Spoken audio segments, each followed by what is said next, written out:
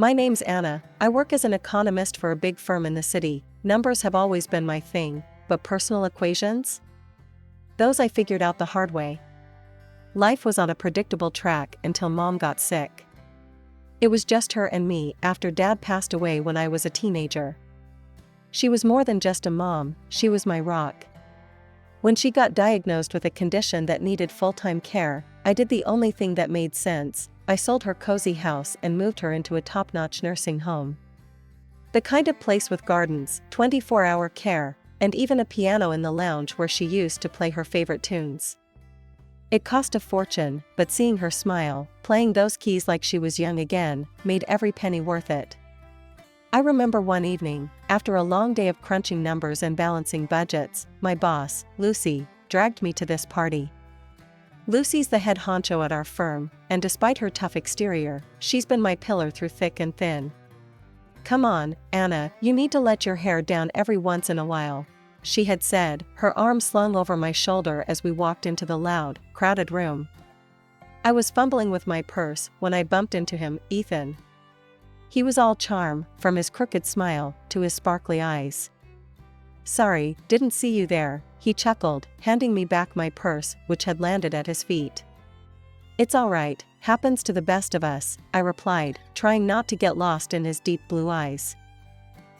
As the evening rolled on, it turned out Ethan was the friend of a friend, and we got talking about everything from work to our favorite old movies.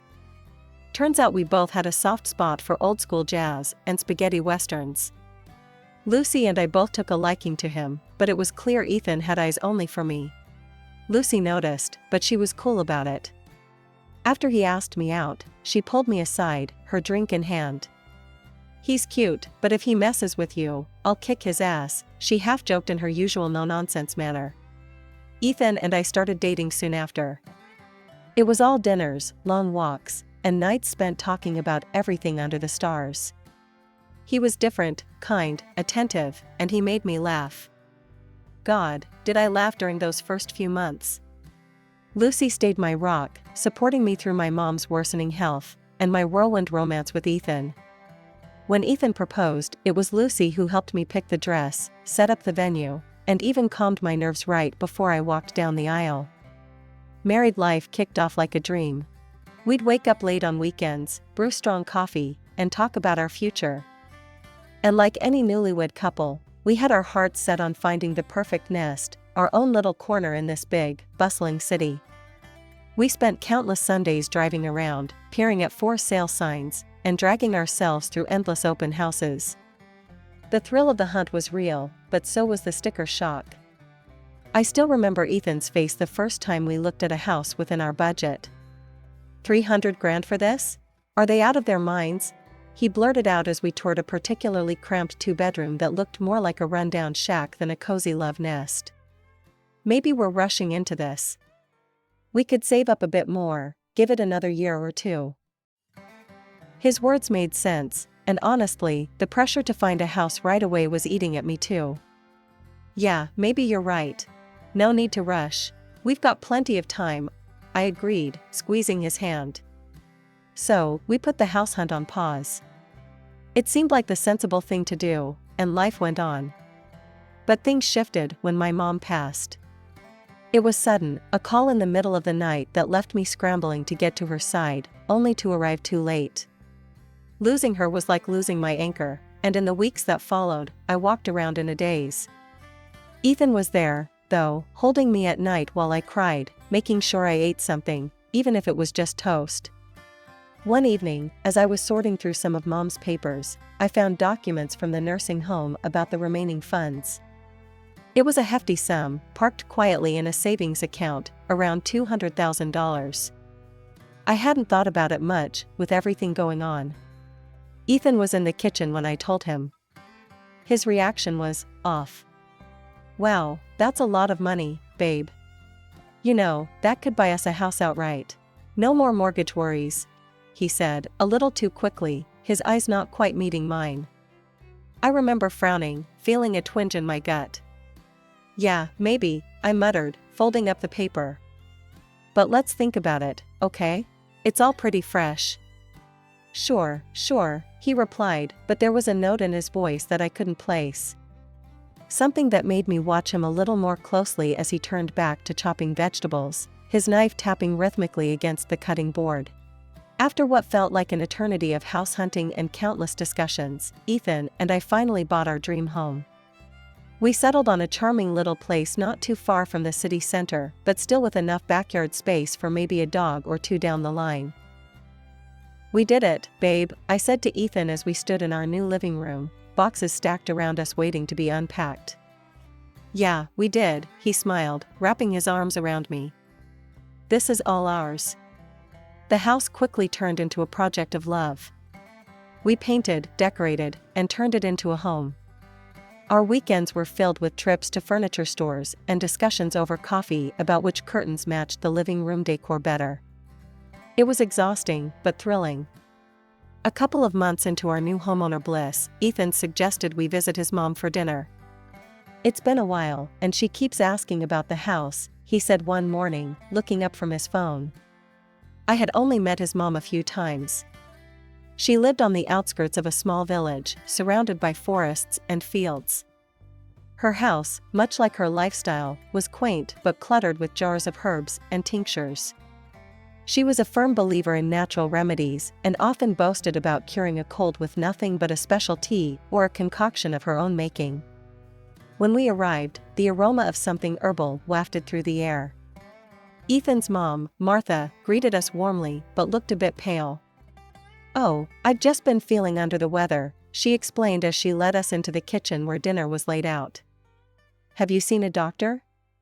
I asked, concerned, as we settled around the table. Martha scoffed, shaking her head vigorously. No, I don't trust those doctors. I've got my own remedies." She gestured towards the countless jars lining the shelves. During dinner, Martha's cough seemed to worsen, and she casually mentioned, "You know, Anna, maybe you could stay for a few days, help me out around here with some things?" I was caught off guard. "Oh, Martha, I wish I could, but work is slammed right now. We just took on a big project, and I can't really take any time off," I explained, trying to keep my tone gentle. "Maybe you should do what my mom did?" Martha's eyes narrowed a bit. "I remember you put your mother in a nursing home," she said abruptly.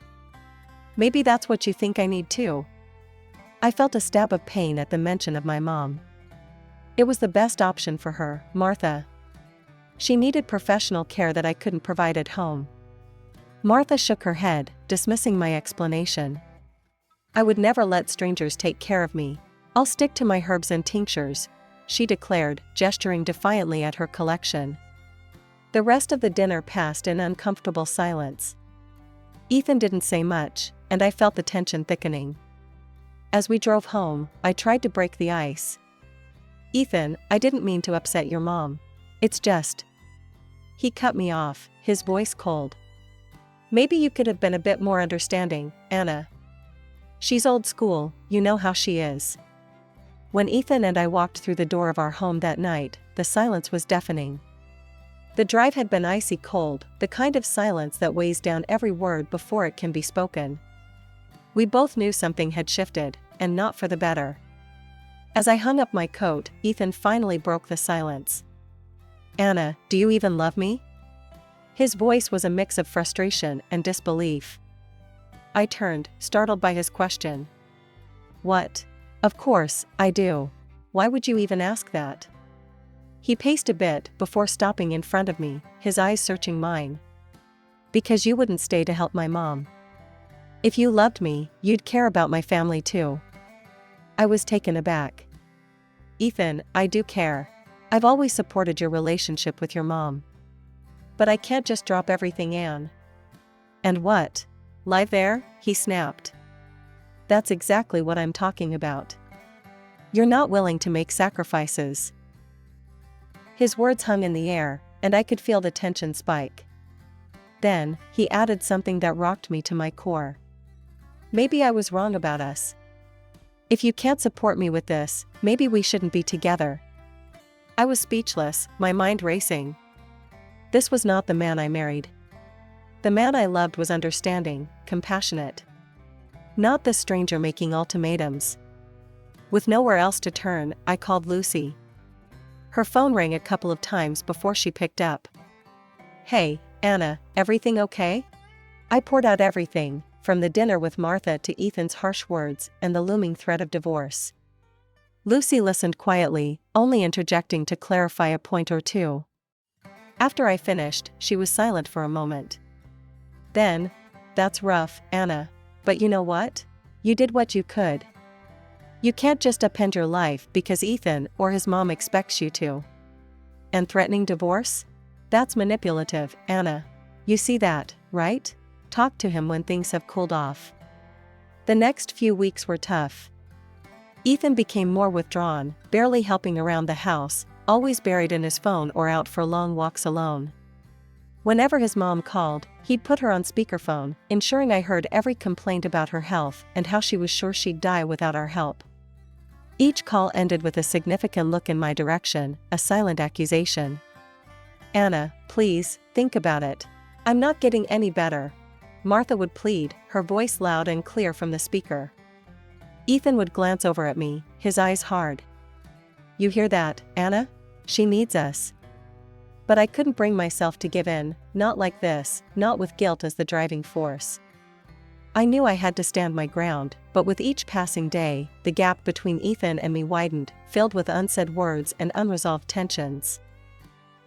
2 weeks later, Lucy and I were at our favorite cafe, a little spot we'd often escape to during work breaks.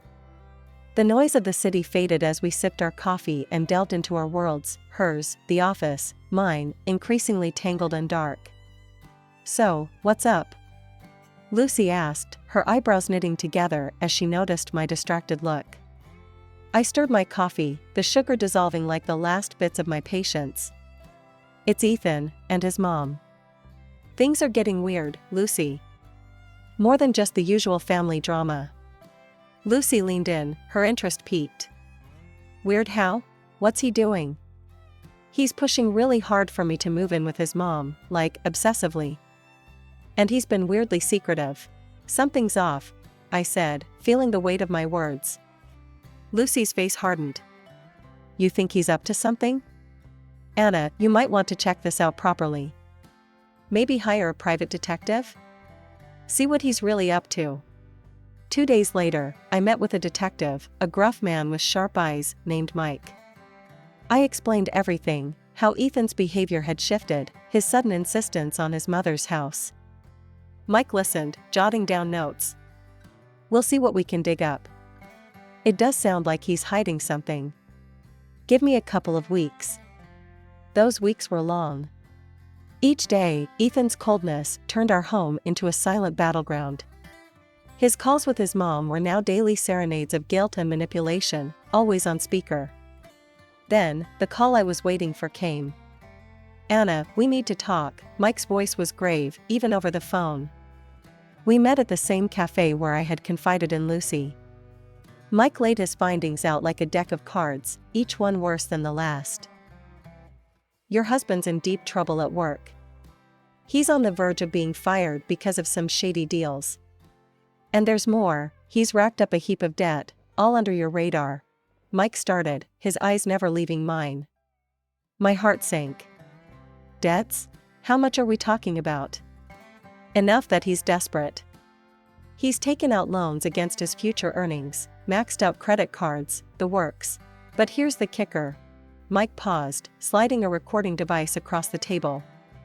I stared at it, my hands trembling as I pressed play. Ethan's voice filled the cafe, mingled with his mother's croaky whispers. "Once Anna moves in here and I get her to transfer her assets, we can handle everything. Her money will cover it all." Ethan's voice was cold, calculated. I stopped the recording, nausea rolling in my stomach. Betrayal wasn't a strong enough word for this. Mike's next words were a blur as he advised me to get legal protection. "See a lawyer, lock down your accounts. Fast." The next day, I met with a lawyer, a no-nonsense woman named Janet who specialized in family law. "We'll start by securing your accounts. Then, we'll discuss your options regarding your marriage." As I left her office, a plan forming, I felt a strange mix of relief and devastation. Relief that I was taking steps to protect myself, and devastation that the man I loved, the man I had married, was a stranger. It was a week of sleepless nights and distracted days at work. The phone rang, startling me from a report I'd been staring at for far too long. It was Lucy. Her voice was urgent. "Anna, can you come to my office? Now. We need to talk." A chill ran down my spine. "Sure, I'll be right there," I replied, my mind racing with possibilities. Lucy's tone had been serious, more than usual. I made my way to her office, my stomach tightening with every step. As soon as I walked in, Lucy shut the door and gestured for me to sit. She looked grave, her usual playful demeanor gone. "Anna, there's something you need to hear," she began, her voice low. "Ethan has been calling me. A lot. He's been making advances. He told me he made a mistake, that he should have chosen me, not you." My heart pounded painfully. "What? Lucy, what are you talking about?" She held up her hand, stopping my barrage of questions. "I recorded one of our conversations. You need to hear this yourself." She pulled out her phone, found a file, and pressed play.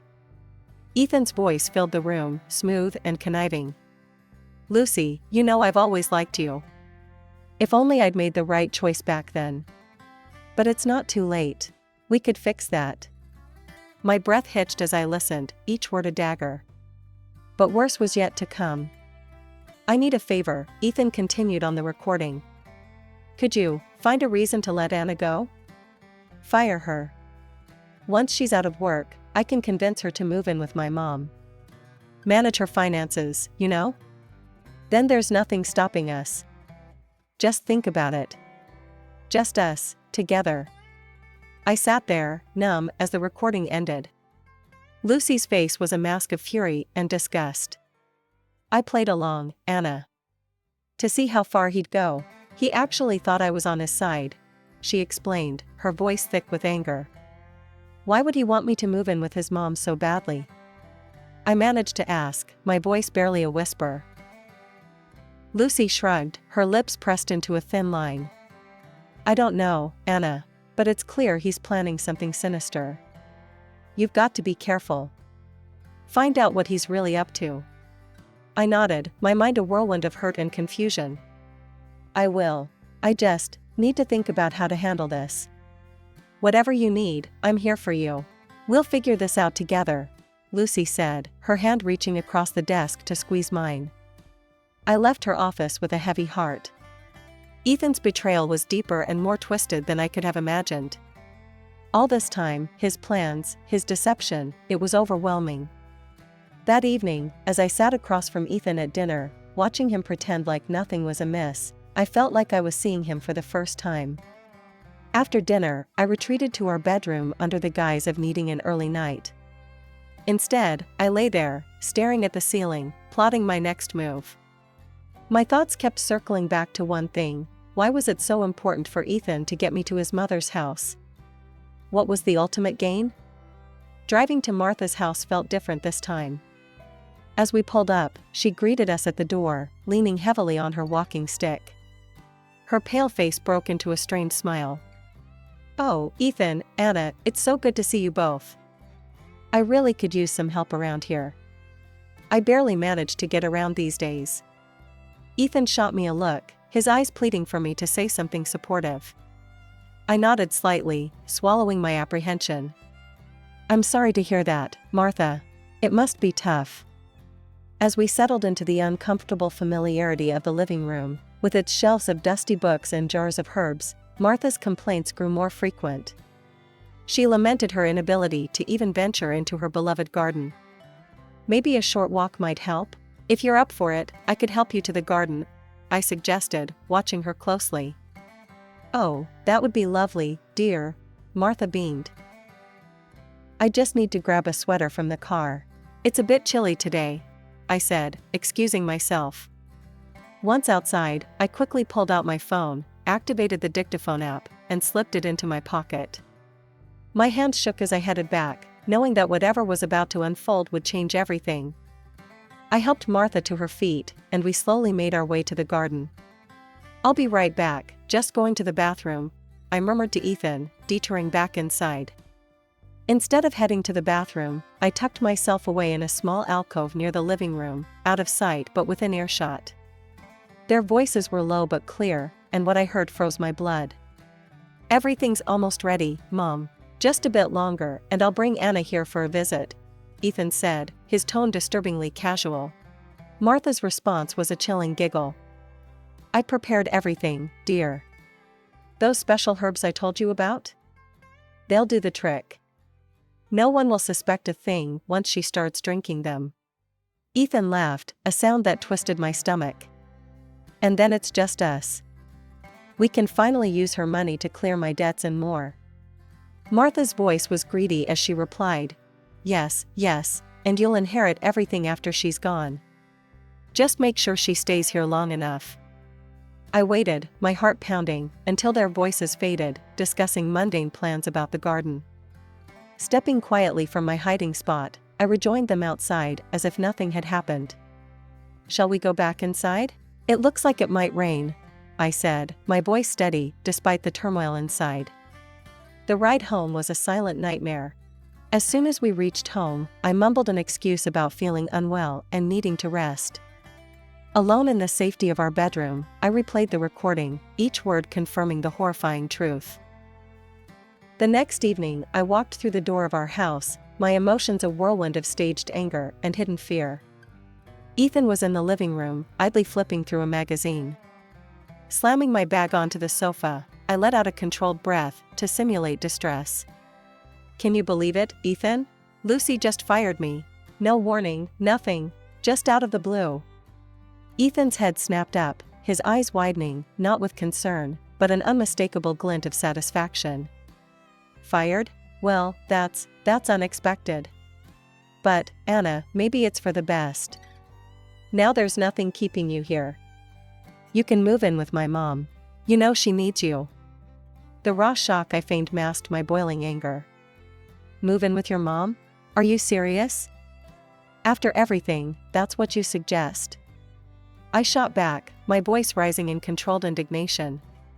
Ethan stood, his expression hardening as he approached me. "Yes, I am serious. If you cared at all, you'd do this. And if you won't, maybe we shouldn't be together. Maybe a divorce will make you change your mind." His words were the cue I needed. With a grim smile, I pulled out the divorce papers from my bag, their crisp edges a symbol of my newfound resolve. "Funny you should mention that," I said, handing them to him. "I've been thinking the same thing." Ethan's face went white, but the next second, he came towards me with a menacing grimace on his face. Just then, the door swung open. Lucy and Janet, my lawyer, stepped in, their timing perfect. Ethan recoiled as if struck, the realization dawning on him that his game was up. Janet stepped forward, her presence commanding. "Ethan, you can make this easy. Sign the papers, give up claims on the house and your joint savings, walk away, and we won't press charges for what you and your mother planned. We have recordings as evidence."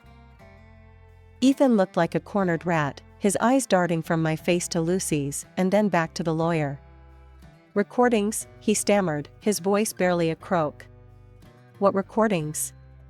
"The recordings of your conversations with your mother, Martha Miller," the lawyer clarified, her voice devoid of emotion. "Conversations that clearly outline your plan to poison Mrs. Anna Miller and inherit her assets." A strangled gasp escaped Ethan's lips. His defiance crumbled, the bluster draining from him as he looked between the three of us. With a shaky hand, he signed the papers, his future, our shared past, disintegrating with each stroke of the pen. "Good choice," Janet said, her voice cool as she collected the documents. "You'll find it's much easier this way." Lucy approached me, her hand on my shoulder. "You okay?" "Yeah, I think I will be," I replied, watching as Ethan's figure shrank, his plans and plots reduced to nothing more than memories and warnings. In the weeks that followed, Ethan's world unraveled further. Fired from his job due to the shady dealings, burdened by debts, he was forced to sell his mother's house just to stay afloat.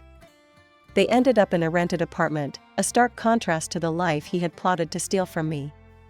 As for me, I remained in the house that was once ours, now solely mine. Lucy and I, our friendship solidified by the ordeal, often sat in my garden, talking about everything and nothing.